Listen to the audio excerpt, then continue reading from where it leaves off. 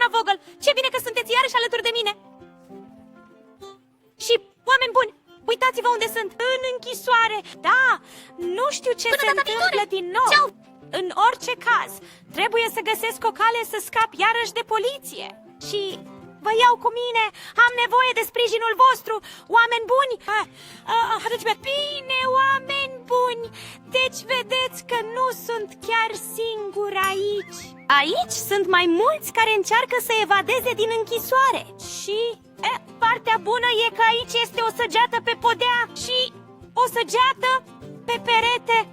Deci îmi arată puțin direcția pe unde aș putea merge. Și aici văd deja, aici este primul pasaj secret. Ha, ok, oameni buni. Deci acum am ajuns în următoarea cameră și cred că am înțeles în principiu ce trebuie să fac. Trebuie să vedem cum trecem dintr-o cameră în alta fără a cădea aici, de exemplu. Și ar trebui să nu cad, pentru că atunci trebuie să o facem din nou direct. Și bine, dar nu e chiar atât de grav, mai ales când suntem atât de mulți care vor să evadeze din închisoare. Uneori te încurci de ceilalți și așa mai departe, dar oricum, în sfârșit am reușit. Wow, acum am ajuns în următoarea cameră. Oameni buni! Și, o doamne, nu, acesta Este deja polițistul. Deci, trebuie să fiu foarte atent, pentru că vreau să scap de poliție și de aceea vreau să ies din închisoare. Acum mai bine taci și așteaptă să plece polițistul. Acum asta e șansa mea. Oh, nu, am făcut. Da, oameni buni, aici este un buton pe care trebuie neapărat să-l apăs și... Oh, oameni buni, polițistul ăsta m-a prins și m-a adus înapoi aici. Și... chiar trebuie să mă gândesc cum să trec de el. Adică sunt sigur că sunt mai rapid decât acest polițist. Doamne, iar m-a descoperit. E foarte rapid. Oameni buni, ok, trebuie să fiu și eu puțin mai rapid. Repede, oameni buni. Bine, am reușit. Aici m-a pierdut polițistul. Ura, ce-o fi crezut? Eu sunt totuși Hannah Vogel și, Doamne, am căzut. Oricum, voiam să spun că sunt totuși Hannah Vogel și sigur voi reuși să reușim să scăpăm de poliție și din închisoare. Dar, Doamne, suntem atât de mulți care încercăm să evadăm și am sărit lângă și am căzut din nou. Și... bine, acum mă calmez puțin, oameni buni. Și, de data asta sar peste cu concentrație și deja sunt în următorul pasaj secret. Așadar, oameni buni, ok, se pare că acum sunt în baie, da, și acum ar trebui să scap de aici, oameni buni. Trebuie să vedem, poate o toaletă mă va ajuta. Ce-i asta? Nu mai tot! Aici, este cumva ceva de genul... Doar o lopată și altele. Poate asta mă duce în camera următoare. Și, să vedem, da, într-adevăr, oameni buni. Bun, așa ajungem acolo. Îmi place foarte mult și, Doamne, aici chiar trebuie să fii atent să nu cazi, pentru că podeaua este lavă. Vedeți asta? Deci, peste tot este lavă. Trebuie să fii foarte atent acolo. Ok, să trecem repede peste acest pod. Nici asta nu pare prea stabil, dar am reușit. Oameni buni, aici trebuie să fii foarte atent. Vedeți câte obstacole ați pus în închisoare?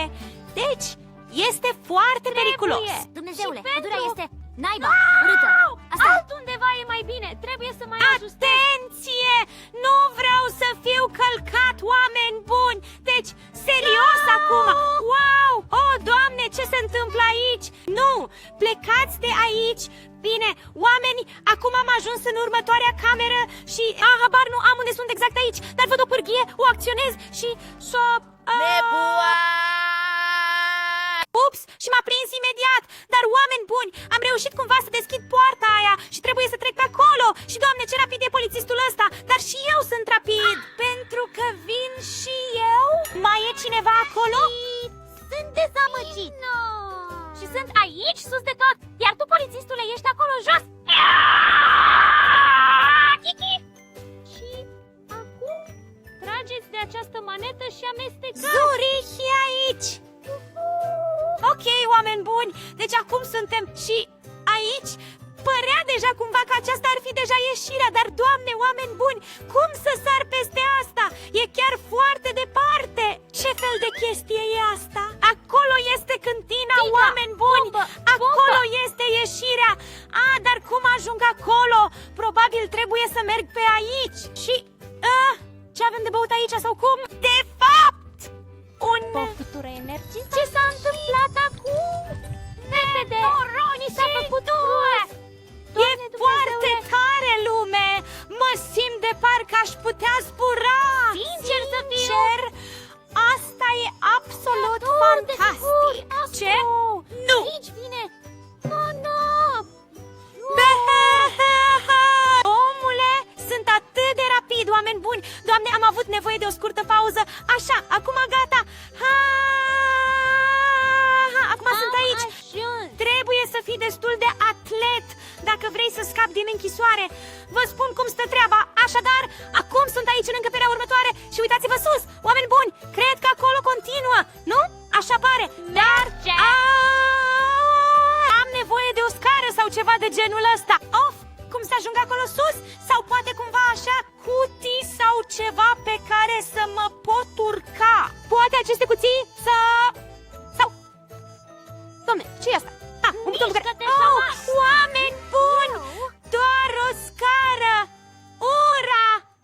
O iau desigur! Așa!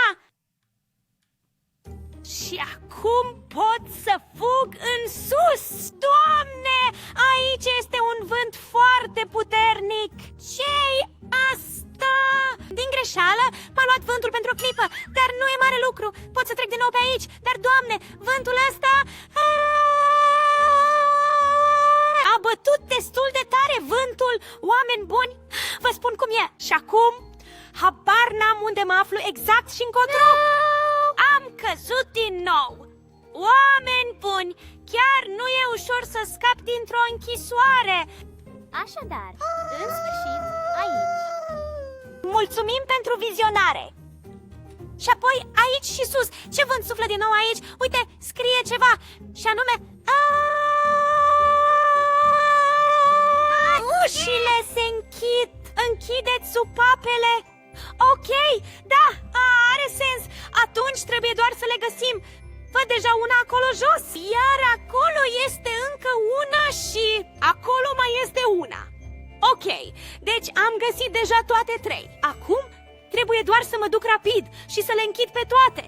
Gata, toate cele trei valve sunt închise. Acum Mulțumesc pot să mă mult! relaxez Nerevărsare! Și mie mi se pare mereu foarte interesant să descoper camerele. Nu e chiar prima dată când ajung într-o închisoare și trebuie să scap. Și de fiecare dată e puțin diferit. Și tu simți deja că pot zbura aici. Vântul e iar atât de puternic și, Doamne, cât de distractiv e! Oameni buni! la o parte. Juhu! Ups! Hai! Ură! Și acum, repede urcă de sus! Așa! Oh, Doamne, zbor din nou! Unde mă aflu? Deja în următoarea cameră. Asta merge repede. Oh, Doamne, oameni buni! Am reușit! Am ajuns la cantină de cealaltă parte. Deci, am reușit! Am evadat din închisoare! Veniți! Uite acolo ieșirea! Mă duc chiar acum acolo! Sunt atât de fericit! Oameni buni! Și da, vă mulțumesc foarte mult pentru sprijinul vostru! Este pur și simplu atât de distractiv, dragilor! Și da, dacă v-ați distrat la fel de mult ca mine, dați un like și nu uitați să vă abonați la canal și să activați clopoțelul ca să ne vedem data viitoare! Până data viitoare! Salutare, oameni buni! Eu sunt Julian Vogel!